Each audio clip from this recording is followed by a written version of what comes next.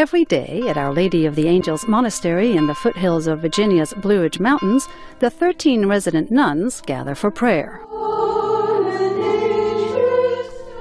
Theirs is a simple Christian life of worship and meditation. The sisters also follow the Benedictine tradition of combining prayer with work.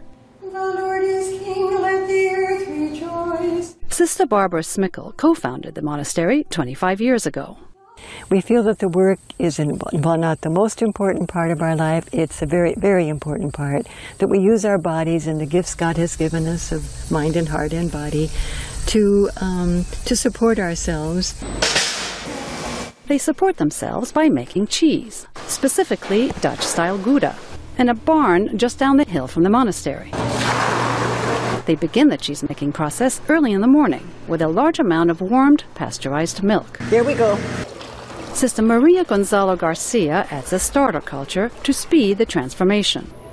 After half an hour, she adds a synthetic rennet enzyme which separates the milk into solids and liquid, known as curds and whey.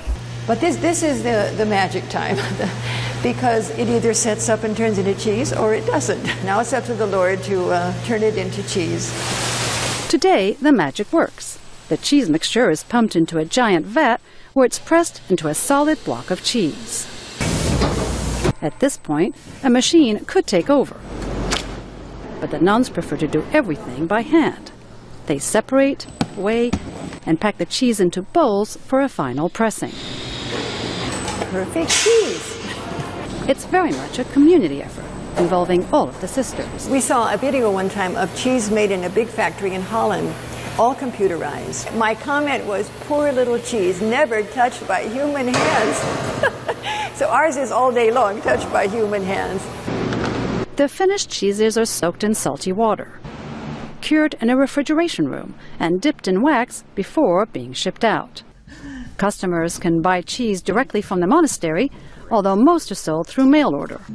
Eric Gertner comes in and buys 300 to 400 wheels a year to sell in his specialty food store in nearby Charlottesville. We have right here in our backyard a cheese made in an ages-old monastic tradition, and they're doing this to support and sustain their spiritual practice. So it's such a beautiful story. We try to put a lot of that love and prayer into the cheese, and we say that's the secret ingredient.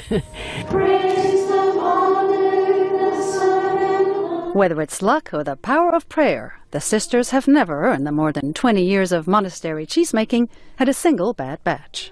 Amen. Julie Tabo, VOA News, Crozet, Virginia.